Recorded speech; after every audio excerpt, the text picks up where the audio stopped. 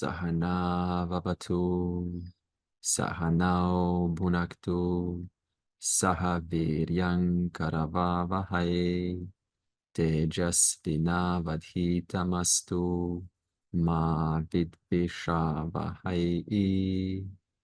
Om Shanti, Shanti, Shanti. So verse 27 was a verse about showing us a model of existence. We were focusing on individual existence. And we said, what does individual existence consist of? And the answer was, from verse 27, that it is Purusha, which means consciousness, and Prakriti, which is a creative power in consciousness, which, or from which, arises manifestation. Manifestation that is in a form of time, space, and objects that you're experiencing now. So Purusha and Prakriti makes up individual that we say I. This Prakriti creates two kinds of objects. I mean, there's billions of objects, there's trillions of objects, but generally there's two kinds. The first is insentient. Insentient means it doesn't have a capacity to respond to the environment. Any kind of insentient matter, like 5 elements or the periodic table, time and space, and it also manifests sentient beings. And these sentient beings, we can call them breathing, thinking instruments. They breathe and they think. It's an instrument. It's an instrument which is very sophisticated, and it's able to breathe, depends on the air, and it's able to capture data and respond to that data and then move around. Now, if this instrument was not pervaded by Purusha, then this instrument will still be breathing, and but it's not able to respond. So it would be in a vegetative state, just like lying down in a hospital. And there's a mind, there is a memory, there is organs, they're able to digest and do so many things, but there is no conscious being operating through that. So it's just a vegetative state, it's just a breather. And this all-pervading Purusha, which always knows itself as an awareful existent being, as we all do, as it pervades this Prakriti, which has created this breathing, thinking instrument with which you are now listening with, then what happens is an individual sense of I gets born. And in Sanskrit, we call this ahamkara. What happens is this Purusha, which is all-pervading, now takes itself as an individual and looks around and says, I am. Now this name, I am, it's an awareful existent being. As we all know, we are awareful, we are conscious, and I exist. Everyone knows this. This is the exact same thing that the Purusha, the all-pervading being, knows. So the fact that you know it and the fact that Purusha knows it means that you're not different from that Purusha.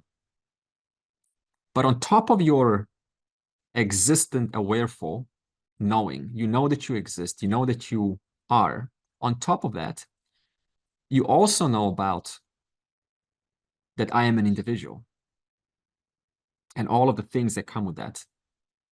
Now, this individual, then, which we call in Sanskrit jiva, a sentient, awareful being is jiva. Now, the word sentient, I said sentient, awareful being. The word sentient, that word belongs to which one? Purusha or Prakriti? That belongs to Prakriti. Sentiency, it's alive, it's breathing, it's thinking. Sentiency is Prakriti. Sentient, awareful being belongs to Purusha. So now when it's a sentient, awareful being, we call that one a jiva. So now the jiva says, I am. But then it starts to add its own ideas on being this individual. And so it starts to develop opinions about its individual I. So it says, individual I means I am small, unworthy, incompetent. Thousands of labels it starts to add on. So now it's 2 levels deep. First level is individual sense of I, which you did not create. That is a creation of Prakriti. But the second level, you created, we all created. That's opinions about this individual I. So now Vedanta says, in order to return back to this Purusha, you have to undergo an inquiry. The first step before even recognizing your nature as this Purusha is you have to remove that second level, which is opinions about your individual I. So I have to undo, I'm a loser, I'm small, incompetent, not good enough. These are all ideas. They're your ideas, they're not somebody else's idea. Sometimes you look at a person and you say, you know, you have, you're beautiful. Someone else says, no, they're not beautiful, they're ugly. So this means beautiful and ugly, they're just labels attached onto this person. We do the same things onto ourselves. One part of ourselves says, oh, you're beautiful. So we build a complex out of that. Another half says, oh, you're ugly. They're just labels that we create onto ourselves, just like we do onto other people. We do onto ourselves, onto our individual I. So first step is to undo these distortions, which were created by you, which are sustained by your mind.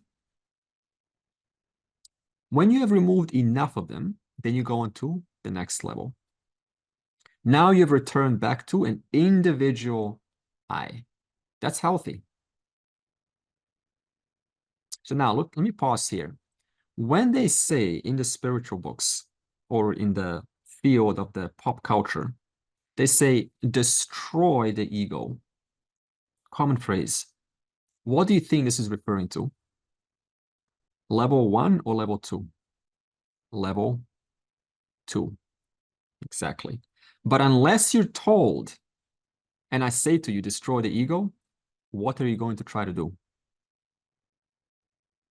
You're going to try to destroy level 1, which you can't, because it is not your creation. It is Prakriti. You see this? You cannot destroy that which you didn't create. An individual I, you did not create. An opinion about I, that was created. So you can only undo, remove that which your mind has created. But your mind, you did not create your individual I sense. Therefore, first we need to understand what it means when you say destroy the ahamkara. In other words, undo level 2 distortions. Now, next level, you say, okay, so how do I come to the Purusha? I have to understand a basic inquiry that Vedanta tells you. There is an I, which is always the subject, the knower, and everything other than the knower is the known. In other words, the knower can never be the known, and the known can never be the knower. This is just basic logic. For example, you take your physical eye. We call your physical eye the knower. Everything that the eye recognizes is the known. So in other words, the eye will never become that which it knows about. Basic logic. Take your hand, for example, your body. The hand is known to me. Now that me is, for a time being, the mind. Let's not go to Purusha yet. So who is the knower of your body? The knower is your mind. How do we know this? How can we relate to this? Easy. If you are daydreaming and you're thinking about something else in a different world, I could be tapping your body and even saying some words on your ear. Are you going to pay attention? Are you going to snap out? No, because the knower of the body or the perceiver of the body is not available to the body. Only much later, a few seconds later, then you snap out, and then the knower, that means the mind, becomes available to the body. Now I can feel the taps on the shoulder. Follow me so far? Hypnosis is the same. You hypnotize the person and they're totally focused, and they could be doing an operation, a little incision, and that will not be felt because the person's mind is totally focused. The knower is in a different world altogether. So the knower of your body becomes the mind. But now, who is the knower of the mind? Can it be the mind? Well, the answer is no. Why not? Because what we know about the mind is that the mind is a series of, or constitutes of, a lot of modifications and changes, such as emotions and thoughts. And so, since emotions and thoughts are constantly changing, then my question is, which of those constantly changing thoughts or emotions is the awareness of all thoughts and all emotions? You can't attribute one single thought or emotion because they're all changing. So that means there has to be some unchanging factor in whose presence the changes are recognized or modified. So in other words, the mind itself cannot be the final knower. There has to be another final knower, the final knower, which is awareness, which is Purusha. Because the mind is known to you. The thoughts and emotions are known to you. Now, this word you, that is what the word, you can call it whatever you want. You can call it bugu lugu. Scriptures calls it in this verse Purusha, the awareful, existent being. In other words, anything that is observed, experienced, intuited, thought of, any form of ignorance, any form of confusion, any form of knowledge, any form of revelation, any form of subtle discovery, all of that belongs to the instrument, the breathing, living, breathing, thinking instrument, your body and mind. And all of that becomes recognized in the presence of the awareful being, the Purusha. So what does this mean? It means that your individual experience consists of two factors. One, an awareful, existent being. That is your real nature. The one that is available to every changing, modifying thought, every changing, modifying opinion, and the opinion itself, which is of the nature of Prakriti.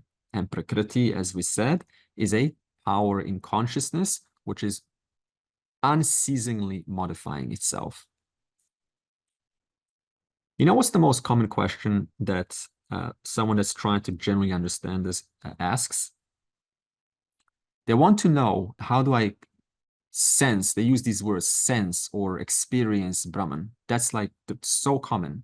How do I know this Brahman? How do I sense it? How do I come in contact with it? I always say this to them. I say, are you aware of that entire question? Of course I am. That's why I asked it. Well, if you're aware of that entire question, that means you never left. That's Purusha. So in other words, what the person's trying to do is they want to convert their prakriti, their mind. They want to make their mind just some form of thought, some special thought, and they want to hold that thought like that, some kind of a form. And they say, now you see, now I see it, it's there. But I always tell them one thing. Are you aware of the very question that you're asking? Yes, I am. With that very awareness is the Purusha. So this means no thought displaces you. No thought makes you disappear. That is the final reality, the Purusha. And then they say, oh, that makes sense.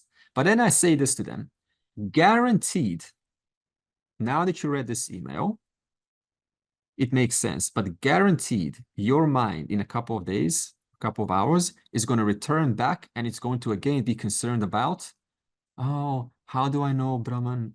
How do I know this Purusha? And again, I'm going to say to them, are you aware of that statement? Yes, I am. What does this mean? Awareness never left. That awareness is the final truth. So when your mind finally owns up, that is who I am. That is what I'm looking for. That which I'm looking for is already here. It never left me. I already possess it. I already am it. Then you finally come to the point and you say, wow, that's it. There's nothing else to look for because everything else arises out of consciousness. So whatever thought modifications I look for, that's Prakriti. And Prakriti is a power in consciousness. So this means the fact that consciousness is here and now, the fact that I am conscious and aware to every thought, that I, the awareful being, am available in every thought, means or shows me that the final reality never left me.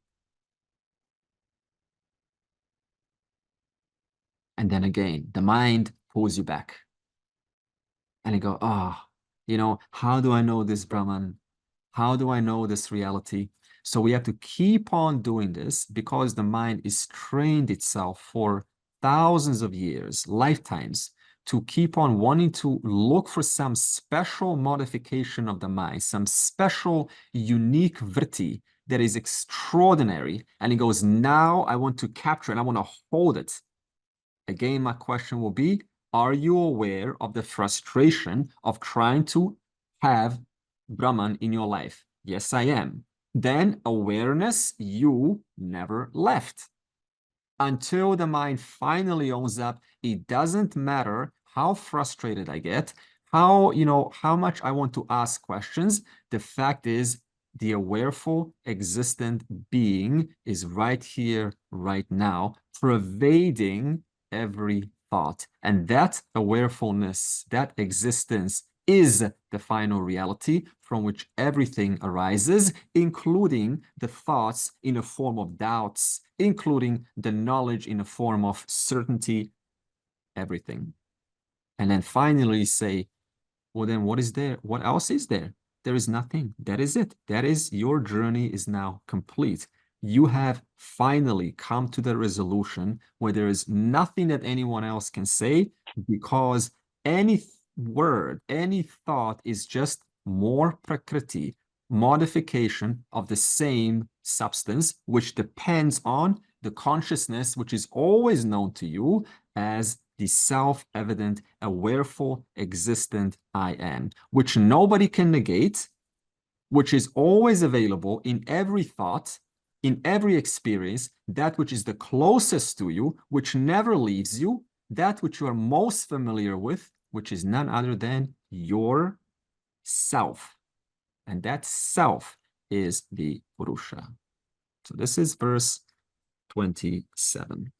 Now, verse 28, I know there's two hands, is going to say, because the wise person understands or comes to this owning up, relaxing in this knowledge, for that reason, he or she isn't bound by the Prakriti anymore. The body continues to do as it always has, but is not bound by the the heartbeat one day stopping, is not bound by, end of life. All of that is Prakriti. Yeah, Andre, what you have elaborated, I just want to check whether what I am trying to say is correct or not. Okay. When we do neti neti, type of Vedantic meditation, and trying to distance ourselves from the mind Mm, in the process of establishing a drishta, mm, and in a couple of seconds or a minute the mind goes away and gets lost into another thought. yeah, It gets carried away, and then we bring it back and we establish, okay, now I'm seeing the mind. yeah. Even that seeing, after the mind has been brought back, even that seeing the mind is not actually being drishta. So when we are actually doing neti nendi and very happy that for most of the time I was drashta, that I which was being labeled as drashta is not the actual I. In retrospect, you can say that, okay, the drashta was the one which was the subject, and I that labeled myself as drashta was not the drashta. You begin with neti neti. When you begin neti neti, you don't even worry about the drashta. We can say simple. You are the drashta. You're that knower. But even if I say knower, the mind still kind of like, but what knower? What knower? Like what knower are you talking about? It's not able to just to own up. So in the stage of neti neti, all we do is say, let me list out a few things about you who you are not, that you thought you were. And then you say, right, you use the 5 models, you're not the prana. Because if you were your energy, for example, then if your energy goes down, then your existence would, right, subtract, but you don't experience that. You are equally existent and aware in the presence of a very fatigued out body or a highly energized body. So that is neti neti. Now, when the person has enough discernment and they're no longer putting their eye into, oh, what about energy? Am I sentiency? No, we just said energy is sentiency. So you're not the energy, you're not sentiency. Then you say, finally, now then who am I? Well, I am the presence because of which, in whose presence all phenomena become known, including the phenomena of neti neti. And the drashta. If your word for drashta is the waker, No, then not the uh, what I'm trying to be, but which the moment I label that I am the drashta, I stop being it. well, not necessarily, because that was just a thought. There was awareness of that thought, wasn't there? So it doesn't necessarily negate it. You can say it for the sake of demonstrating in a teaching environment, but if you know it, there's no need to say it. So when I'm just seeing the mind, then I'm being actually drashta. When I'm just seeing the mind, when Well, it I'm just doesn't sitting. well, it doesn't matter if you see the mind or not, because even seeing the mind, even that is in the presence of you. Yeah, that's what I'm saying. Exactly. Yeah, so whether you call yourself drashta or you call yourself bugulugu, it's the same thing. It's just a bunch of words in whose presence are known to me, the final drashta. Yeah, I was just wondering, because the one when I'm satisfied, I'm seeing the mind, I'm not getting carried away. I'm here, I'm here, I'm here. This is the one who is seeing it. So that this, which I'm labeling and feeling happy that I'm not getting carried away with the mind, I'm seeing all the labels, all the mind, everything. That one, when I label ki ha, main hu, I am the one, I'm the drishta. Even that one, even that one is only the presence. So I can only attribute it in the hindsight. Okay, this inquiry, when this was happening, the self was the drashta, but when I was labeling myself as drashta, I was not the one. Initially, you may need to remind yourself. Sometimes we say you need to tell your mind, these thoughts, these inquiries, including the neti neti, they're like clouds. They're like clouds on the unchanging sky. The unchanging sky is the awareful presence in whom this entire process of labeling or not labeling or going through Vedanta is occurring, is happening. So Okay. what I want to say by this is that no thought, no inquiry or non-inquiry displaces you. But if I say this to a beginner, then what are you going to say? Oh, okay, so I don't have to inquire. But you do need to inquire. Right. So there's a time and place to say certain things. I have a question. When we say Purush and Prakriti, are we not saying, talking of dualism? And when we talk of Advait, it means unity, only self. Yeah. So I find a bit of controversial thing. Dualism and non-dualism are both the same. That's what you're saying.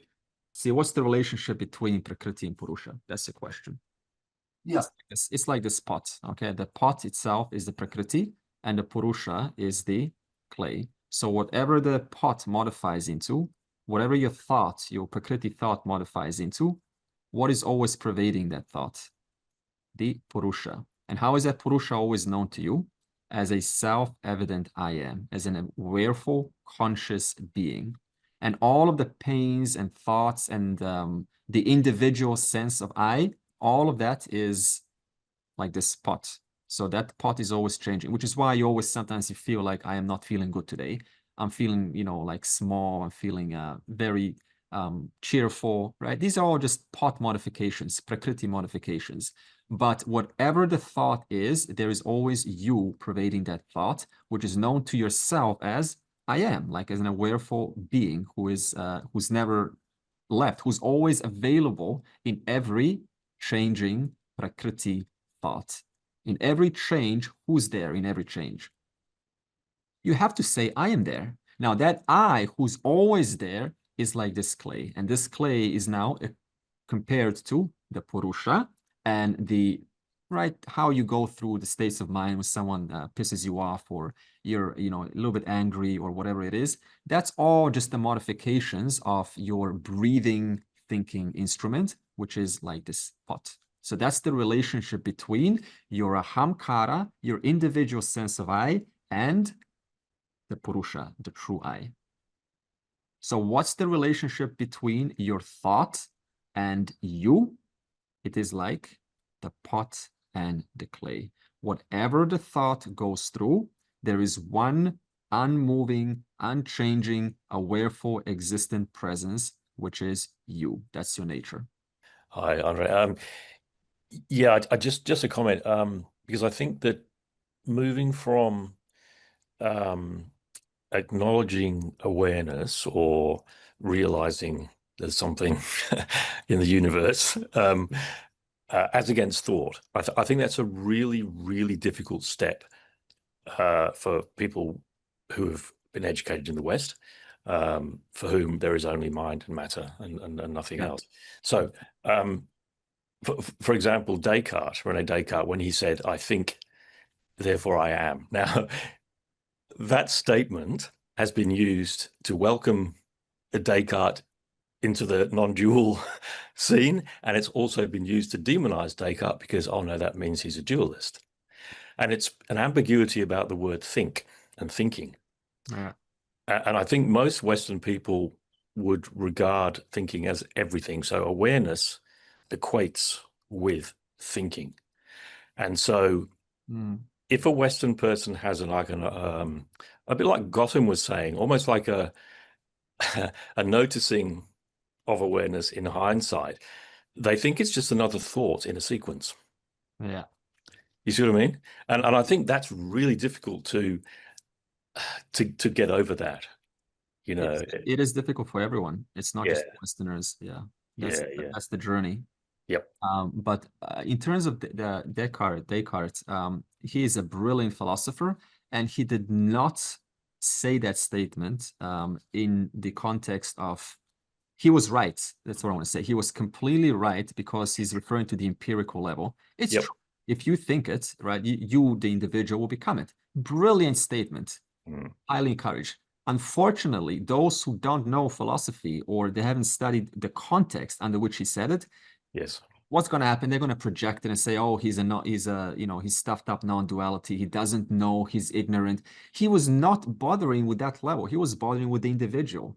No, I totally agree. But in literary studies, which I came through, he's demonized as a dualist. Wow. Because literary studies is it uses borrowed premises and assumptions. So the philosophy is not understood properly. Yeah, look at that. Exactly as you just said. But I think for people just on a practical level, they think, no, I'm still thinking.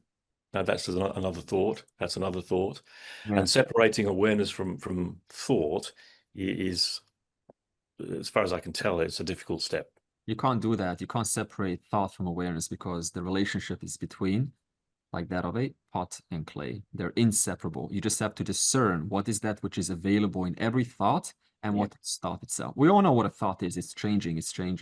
Yeah. But because they're so intimately connected, we have this hard time to create that initial step, which is why Gautam said, firstly need to do neti, negation. And we don't have the concepts often too. We don't have the tools that a lot of the words, Sanskrit words, they're actually new concepts for Western people. Yeah, but at the same time, they're all perfectly explainable in English. So Sure. yeah.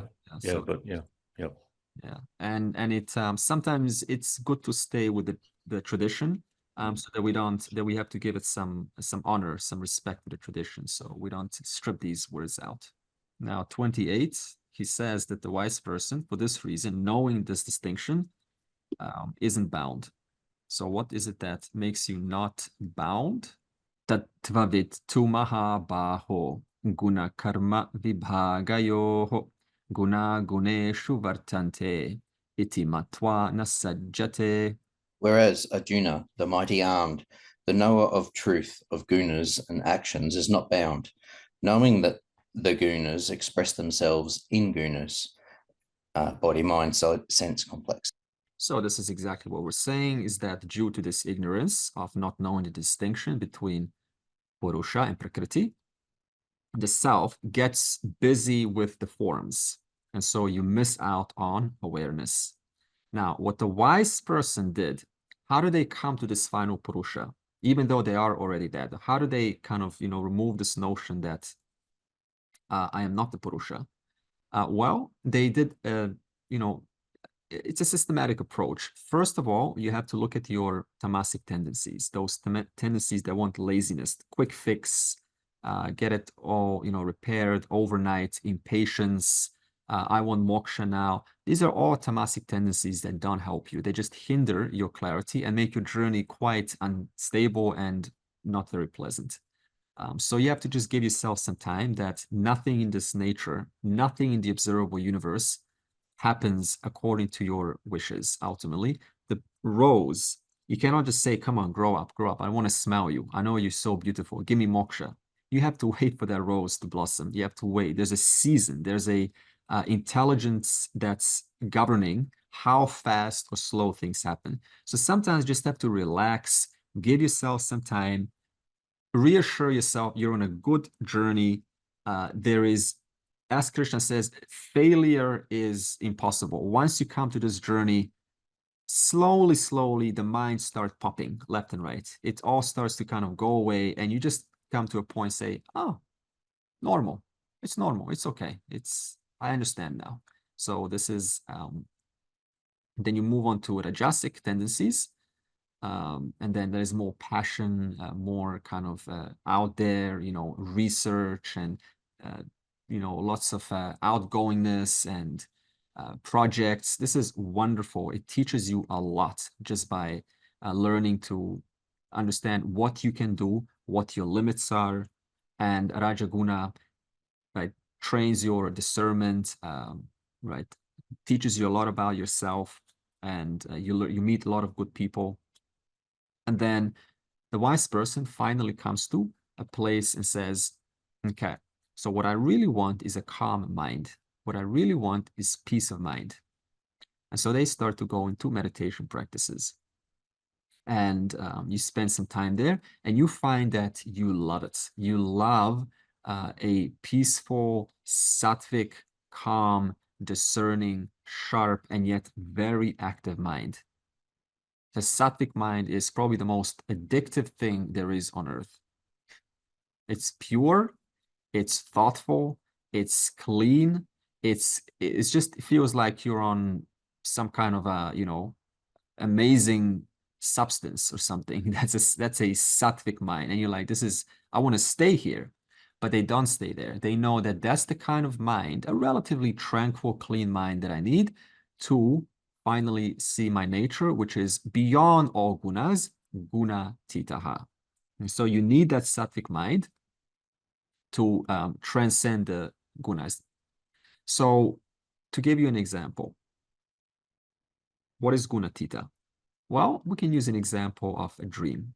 In the dream, there is a waker in the bed, relaxing, and whatever happens in the dream, both the subject nor the object, are either of them the person in the bed?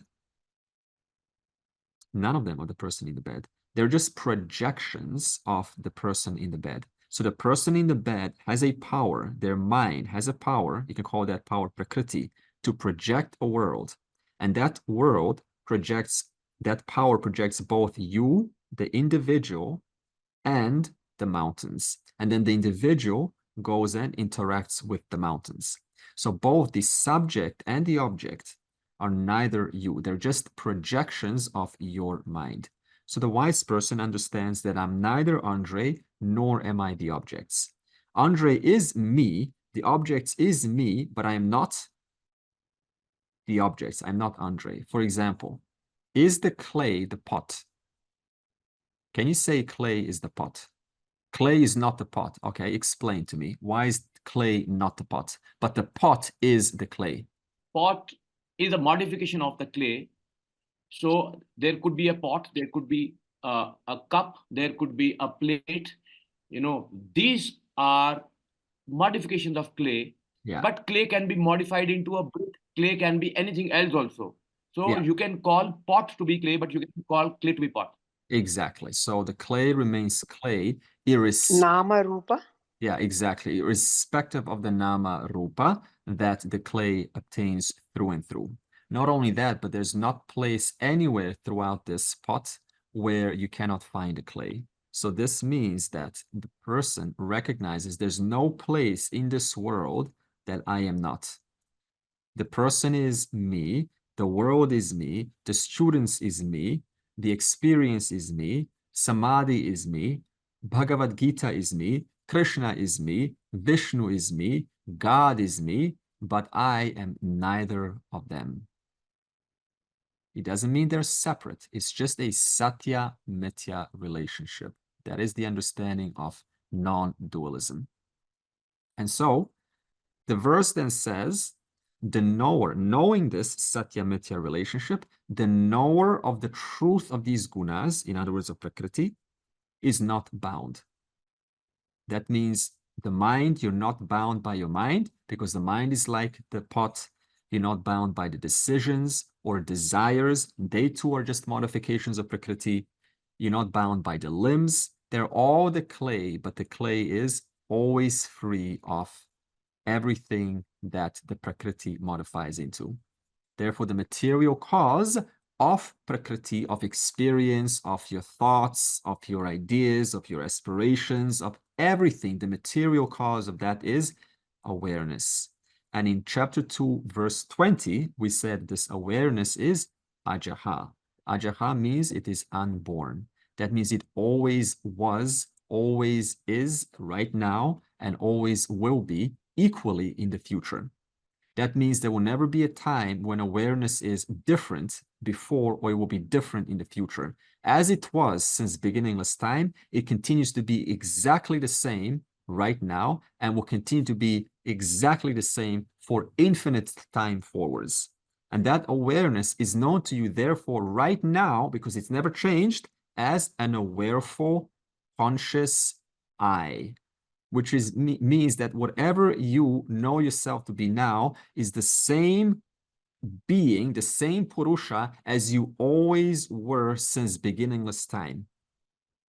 It is also Nityaha. It is eternal. As I said, it will never go out of existence like a flame. It always is eternally the limitless itself. It's always a limitless I, limitless self that never goes out of existence. And therefore, it also says it is Puranaha, always the same, always fresh, always new, always limitless. Until you understand completely and you just own up, relax in this reality, no more doubts, no more complications, no more fuss about it, no more questions. Until then, you can say all you want, I am this limitless Purusha. But the thing is, who is saying that? I am the actionless Purusha. The individual is saying that. Now, what can happen is the mind can get a little bit confused because at work, you have to act, at job, you have to act, and yet there's another part of the brain saying, I am an actionless Purusha.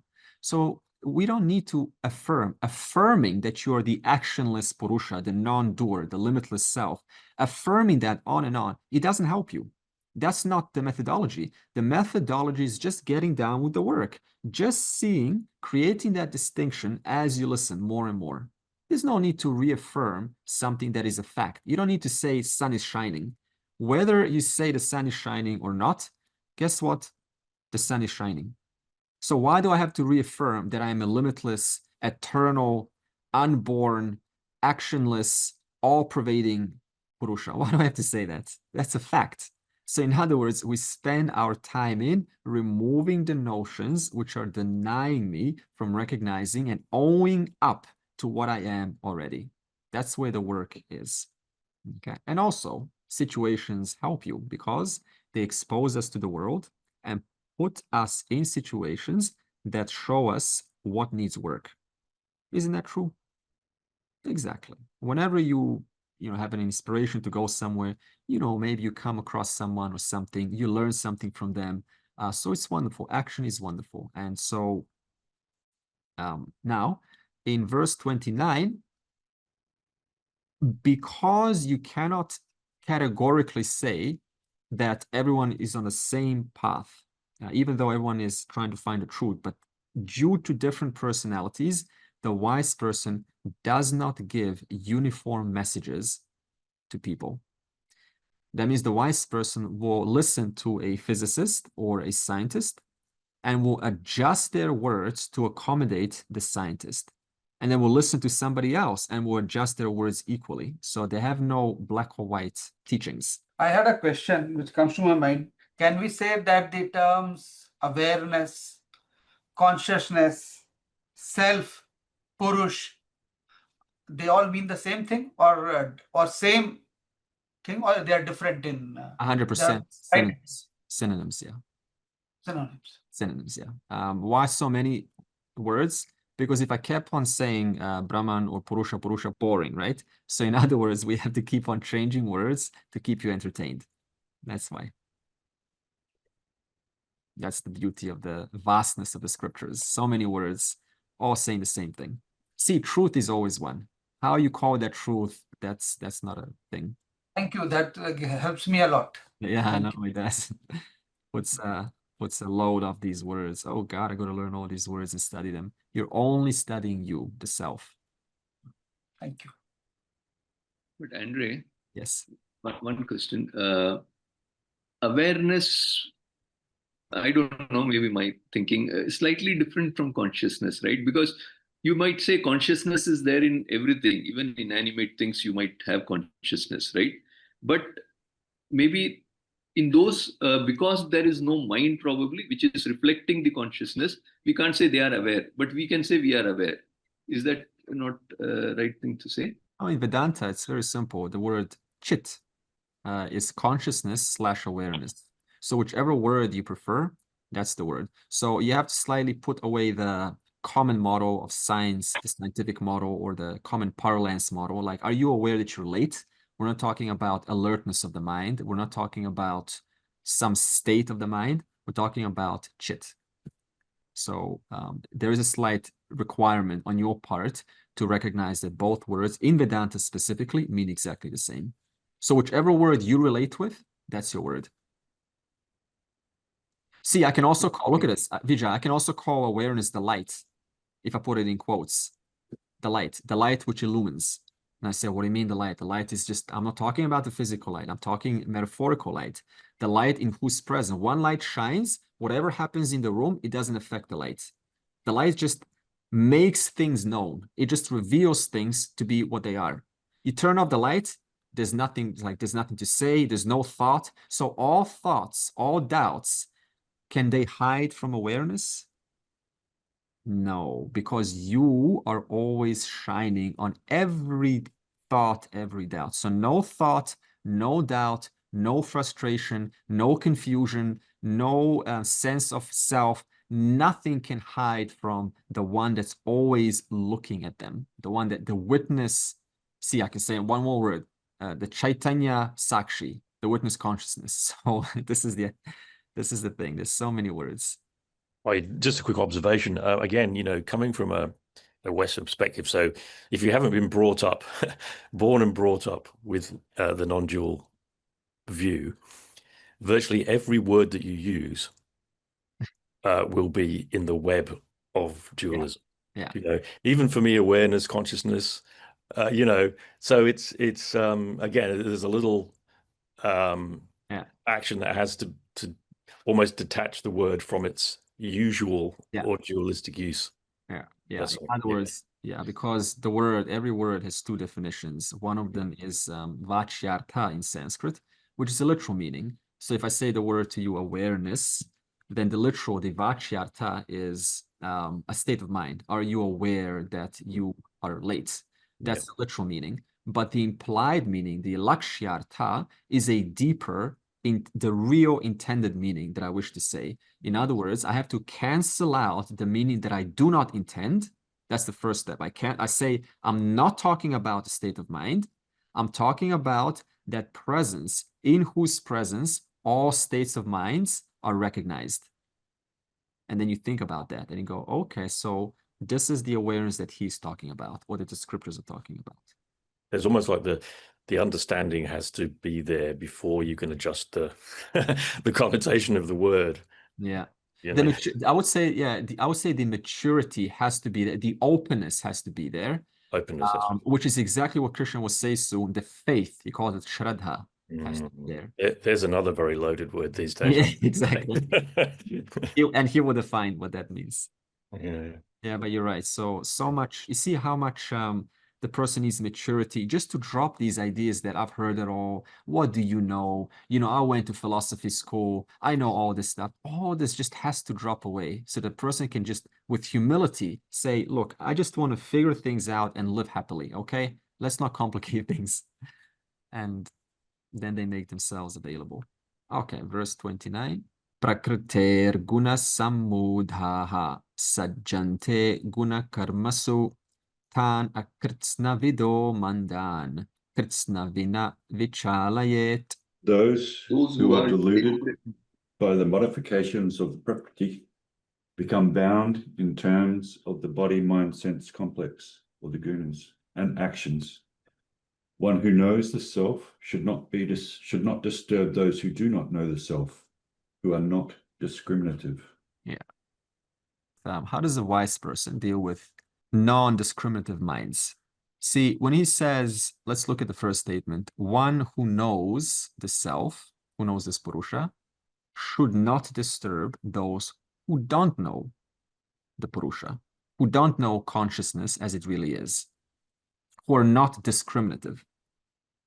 So, see, the word wise, often when we say the word wise or a wise person, what do you think of when I say wise person? Common language, right? Someone that's emotionally mature, someone that's thoughtful, that considers their actions. And then when we say unwise person, what do we think? Immature, not having really looked at their responses, reactive, not really intelligent. So this is a common word when we say wise person. However, Krishna does not mean this in the Bhagavad Gita. When Krishna says wise person, he's talking about the one who knows the self. And an unwise person, I mean, of course, the one who knows the self and is emotionally mature and has a relative amount of intelligence and is thoughtful and so on. But the one who knows the self. And an unwise person is the one who does not know the self. And he shows this in chapter 2, verse 11, when he said to Arjuna, you, Arjuna, speak like a wise person. You grieve for these people, for all Prakriti, modifications of, and you grieve for them, and you speak of them like you're a wise person. I mean, Arjuna did all the right things. He exercised his empathy, he demonstrated compassion, he he was concerned about the brothers. All of this, he was wise. But Krishna says, this is not wise. You grieving over Prakriti. There's a much larger reality here, Arjuna, that you are yet to understand. That's what makes it really wise. And so the question then is, what about those who are on their journey towards becoming wise? What about those who are, can you say those who are already in the Gita, who are already listening to this, but are not quite there yet? Can you say they are wise according to Krishna's definition? No. No. Why? No. Because even though you heard the nature of the Purusha, on one hand, you know that you're the limitless self, but on the other hand, what's the person saying? Why should I devote to Ishvara? Why should I pray to Ishvara? You know, what's the point of living? You know, why should I do anything if I am actionless? Why should I pray to objects? Right? So they're asking all these basic questions that the wise person would never ask. They already figured this out. You already know that if I pray to the pot, does that contradict the clay? It doesn't. In other words, if I, as a wise person, according to Krishna, if I pray to objects in this world, my understanding is that the truth of that object is none other than myself. So does that now restrict me from praying? No. If you're, it's lovely to have devotion. It's lovely to exercise your, to go and offer your prostrations to someone, but it doesn't contradict the nature of reality. And yet the person is asking these questions. Why should I do this? You know, what's the point of living? Why should I do anything? Just relax. It's all going to be taken care of. So you cannot say they're quite wise. But you also cannot say they are quite ignorant. Why? Because just to come to the teaching requires a tremendous amount of maturity, patience, and wisdom, relative wisdom on your part. So I am neither completely wise nor completely unwise. In other words, neither am I playing the victim mode anymore. Why me? I am in a bad shape. God help me. You found the teaching. You found the teacher. Nor can you say that you have completely got it. In other words, where are you? You are in the stage of somewhere in between. We can call this stage of honesty. Not the self-deception. No self-deception here. I'm not deceiving myself. I figured it all out. I can relax. Not that. Neither are you playing the victim role. So you're somewhere in between. So knowing this, that you can be somewhere in between, can I truly know where you really are? If you're somewhere in between. I can't really know exactly, but I can know one thing. You are on the journey. And you also are made up of so many facets of personalities. Therefore, a wise person would never say, you have to meditate 2 hours and that's going to give you moksha. Meditate for 2 hours. Go and sit under the tree and just ask, who am I, for 30 years. Or just self-knowledge or just action. No, because you are a dynamic being made of so many facets. And so the wise person thus has to recognize, where are you coming from? Where are you truly speaking from? Where is your stage? Now it's my job to accommodate you. Look at this. I'll give you a real life example. So there was a woman who was a younger daughter. She had a sister who was always favored, and in her, in her view, the sister, the older sister, was more loved than she was, and so she developed a story that I am not loved, I am not worthy. And as she grew up, the story was her identity, that I am not loved and I will never find a man who loves me. So what does she do? She ended up pushing people away, those who come close to her. And there are two reasons why we push those people that come close to us that we love. The first reason is in the past, I was hurt. And so if they come too close to me, they might hurt me, just like that person in the past did. So I will push them away before I get a chance to be hurt.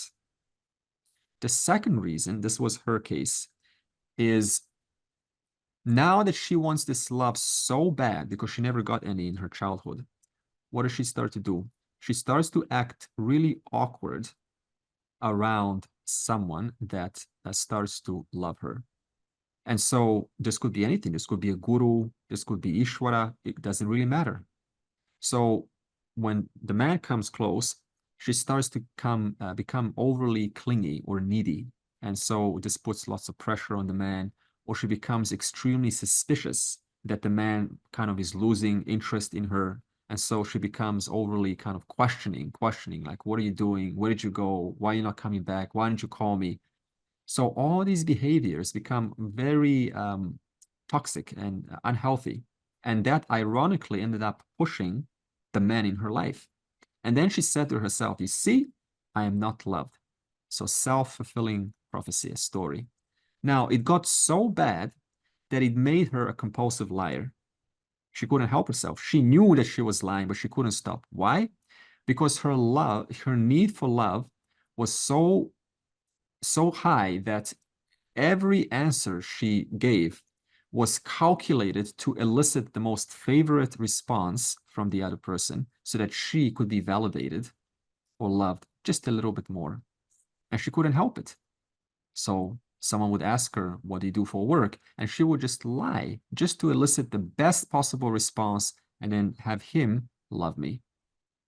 Now, she had this for a long time. And what happened is we needed to tell her that you need to look at your pros and cons, because this is your thing right now in life. You can't move beyond this. If you go to a guru, you'll do the same thing. If you go to the teaching, you'll push the teaching aside. It doesn't really matter what it is.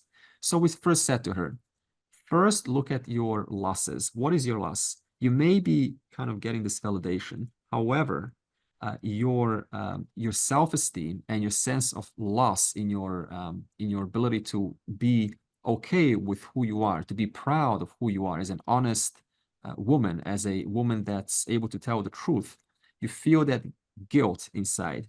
Is it worth it? And so she thought about it.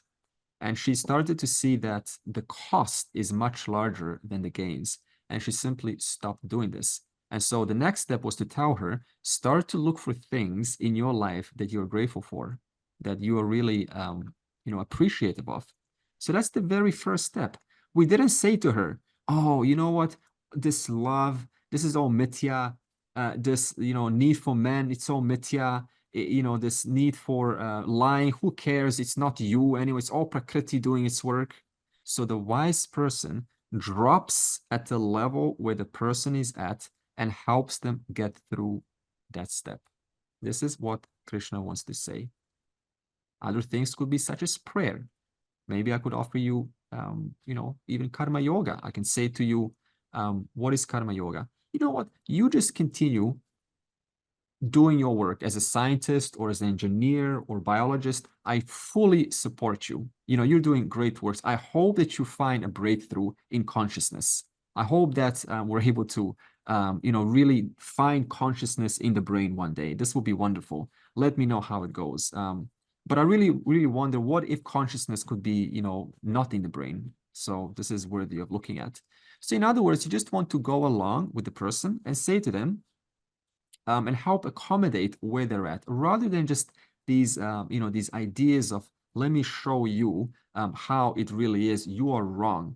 The problem with this is they double down, because you have a personality that's invested years into building a certain identity around it.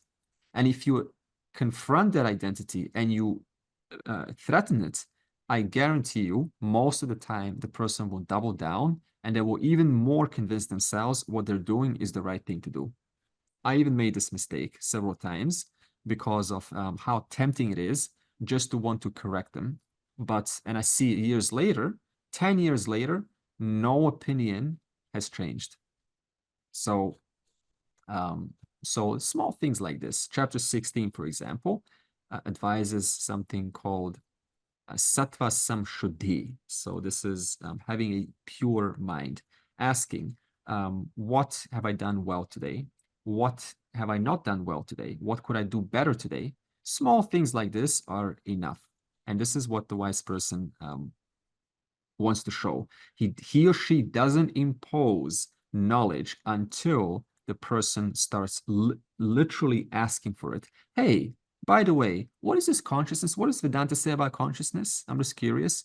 Then you can open up and gladly share. Until then, it is it's a journey, you know, that you cannot quite win. You also need alone time sometimes. Alone time is healthy. You need social time. Simple things like this are very healthy. We don't need to like, you know, tell these big teachings. I actually found that in my situation, it was the reverse. He was trying to convince me that consciousness was not, you know, the Paramatika. Like he was trying to convince me with his science talk. And it's really unfortunate because he did encounter Advaita 20 years ago. He actually bought that book, I Am That. But because it's not traditional teaching and it doesn't go through the teaching of Ishvara, it's kind of a loose teaching. So he sort of put it aside and went back to his science. Yeah, well, I can imagine why. Science is very interesting and tempting. Yeah, so it's like the reverse in this situation. He's trying to convince me that it's not correct. Yeah, and that's why we have these questions like, how would someone who would not agree, what would they say? So that way, you kind of keep yourself out of the picture, but you still pose questions like, what did I say? How did you reach that conclusion? So we're getting them to really rethink their stance from different positions. So this Socratic questioning. What might someone else say about this? What might someone who doesn't agree, what might they say about it? Or could you see this from another standpoint, a point of view? Great questions. Yeah. And then Krishna continues and he says, why is it important to customize this wisdom?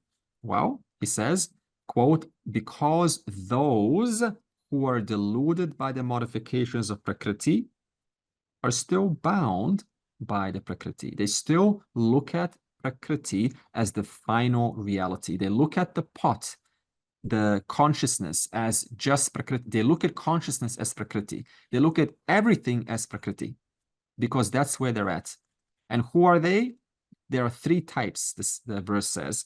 The first is Manda. What is Manda? Those with significant mental fog. In other words, no matter what you say to them, it just goes over their head. It's kind of a loose word here, so it can mean a lot of things. It's like talking maybe politics to a child. The child's going to listen. Okay. But nothing's going to really stick. The mind's just not ready for that. Manda. And then Akrtsnavit. They understand the body-mind is one thing. The body-mind performs actions. Prakriti performs actions. But the moment you bring the topic of consciousness, that goes over the head. It's either unknown or it's an object, just like anything else. The second type, they experience a lot more agitation than the first types because the first types are so dull, they're living in ignorance. You know, that ignorance is bliss. I don't know what I don't know, so therefore don't worry. The second type, there is some conscience speaking that my knowledge is incomplete, and that bothers me. So it keeps on making me want to research, want to do more experiments, and I just cannot stop. And the third is Krtsnavit. They are the ones with complete knowledge. They know the nature of Atma and the nature of Anatma, and there is no doubt about it. So it's a journey for all of us. Thus, he continues and he says, because there are these three types and you don't know where exactly a person is at, maybe a mixture, do not say things like, you are not the doer. Consciousness is formless. Actions is only going to make you bound. Why? Because they're not ready to hear this.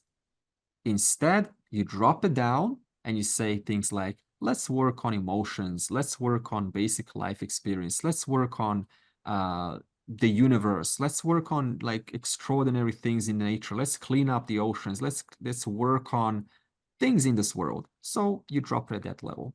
You say things like money is not evil. Money is Lakshmi. Lakshmi is not there to injure you. It's just there to be used wisely. Now, when the person becomes ready, then slowly, slowly, they are ready to hear that the mind is Prakriti. And mind undergoes modifications, and those modifications are always pervaded by the same substance, which is the Purusha. That's why we use the example of the pot and the clay. That's the relationship between one and the other. Now, look at this. Some people use Vedanta to escape. So in other words, they love these Vedantic thoughts. So what are they doing? So they have, look at this, they have a thought that looks like this. It's a very small thought, isn't it? What do they want? I want a big Vedantic thought. Tell me that I am limitless. And now you tell them, you are limitless consciousness. And what do? You replace this small thought into a bigger thought. I am limitless consciousness. What happened? Nothing. Nothing. Absolutely nothing. In other words, they're still based their idea on a thought. Nothing's changed. Good answer. So even if you say I am limitless consciousness, I am the drashta, I am awareness, I am this, I am that, it's still a thought. My focus is on the thought. That's not moksha. But it's a step. That's why we say it's not completely wise nor completely unwise, because at least you're not saying that consciousness is a product of the brain. I just want to say one thing that, there I have come across certain Advait Vedantic teachers who are so fundamentalist about being Advaitic that they dismiss the pot altogether and they say, so you dismiss the pot altogether, you dismiss Ishwar also. Yeah. Vyavaharik Satya also. And you just want to jump to the final reality and without acknowledging that what lies in between, whereas the whole process is to see the final thing while going through the paces. So you cannot reach the finality by dismissing the Vyavaharik Satya. Yeah, you cannot, because they're inseparable. So if I only focus on the clay and I forget about the pot, the point is there is a pot also. That means I'm still converting the clay into an idea.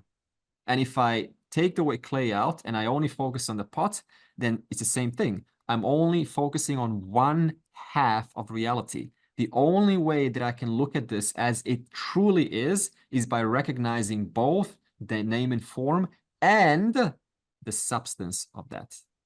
You're not concerned, ultimately, once you've gone through enough teaching, of changing one thought to the other. No thought displaces you.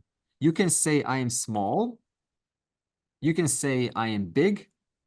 Does that make any difference in reference to the clay? No. So now the wise person can say, I am ignorant. It's a thought. I am nobody. That's a thought. I am, nothing. That's a thought.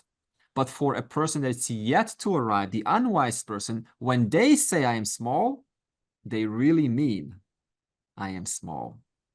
So that hurts.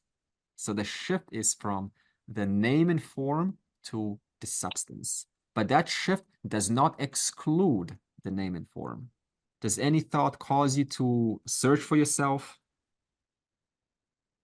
No, it cannot. No thought can cause you to go search for yourself, because you are very much in that thought as the awareful existent I. And that is where the relaxation comes of moksha. Therefore, then you can just relax and do your little duty in this world, knowing that you have not gone anywhere and you cannot go anywhere because you're always obtaining as the very self, which is the truth of all things in this world. The truth of the knower, the relative knower, the truth of the object, and the truth of the thought about the object. So now let's talk about this karma yogi. That means the akritsnavit and the kritsnavit. Mayi sarvani karmani sanyasyadhyatma chetasa nirashir nirmamo bhutva yudhyasva vigatajvaraha. Renouncing all actions unto me with a mind that is discriminating, devoid of expectations with reference to the future and any sense of mindness, without any anger or frustration whatsoever, fight, act. Exactly. So with a mind that is discerning or discriminating, we're not talking about racial discrimination. This is a word of discernment. And he uses the word adhyatma chetasa. It just means capable of assessing what is appropriate and what is not appropriate. In other words, there are times where you're just clear, what needs to be done. And there are times when you're not so clear what has to be done. So those times when you are, that's when the mind is discerning. And when you're not, what happens? You drop to the level of, I'm doing this for my sake alone. That is not clarity. Clarity is, I'm not only doing this for my sake, but also my actions are connected to the whole. That means your mind is capable of thinking a little bit bigger than just one person. And this lack of discernment creates two kinds of thinking. One of them is fight. That means just do. Why? Because I'm comfortable with that. The other is don't fight, don't do. Why? Because I don't like to do it. So it's like going up a mountain. Suppose you want to go up to one little hut and your friend lives up there. And it takes maybe an hour to go up the mountain. And you don't like rain. Well, you give up.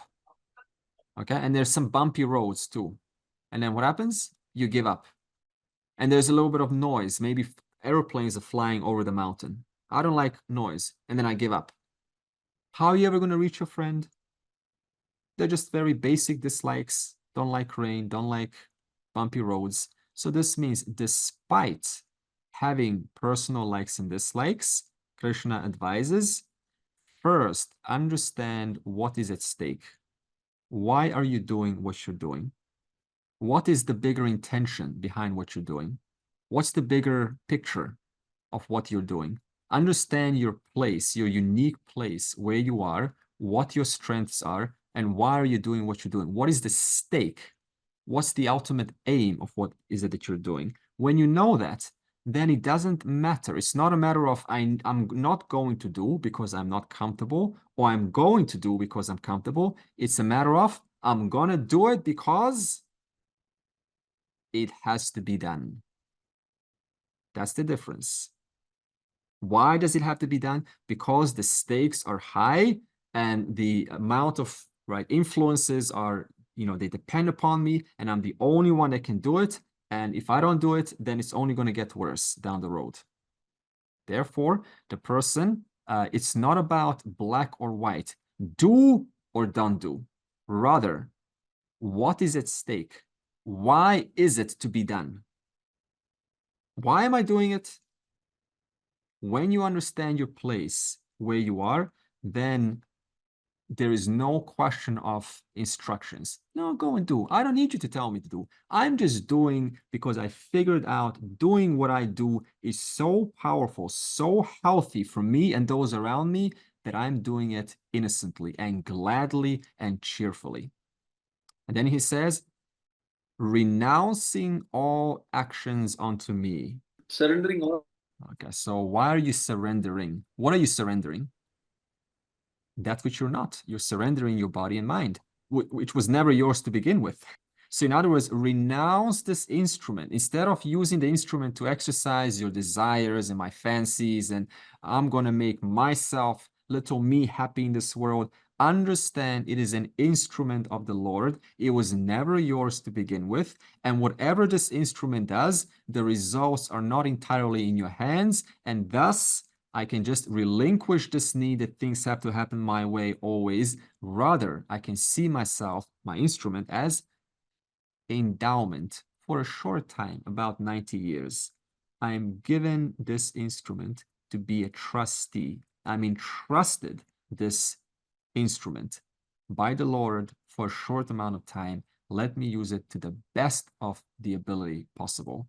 He says then, devoid of expectations and minus. So once again, why devoid of expectations? Because we just said results are not in your control entirely. It doesn't mean you have no expectations. Expectations are absolutely healthy because they're your guiding force towards what you really want.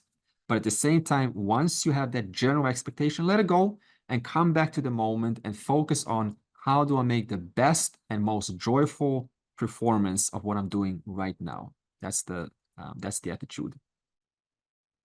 And once again, he says, devoid of minus. In other words, this is not mine. My knowledge is not mine.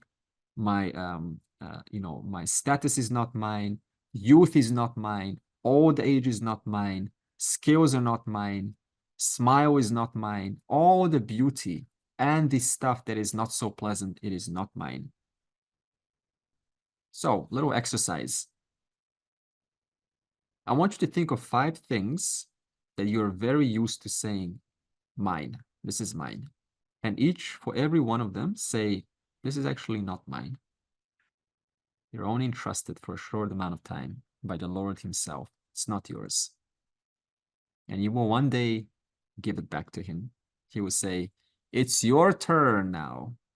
Nothing is yours right now. You are on borrowed time. Your girlfriend's not yours. Your boyfriend's not yours. Your husband's not yours. Your children are not yours. The air you breathe is not yours. You're a beggar. We're all beggars. I heard this Swami say once. I liked it. We're all beggars. Lord, please, air. Thank you.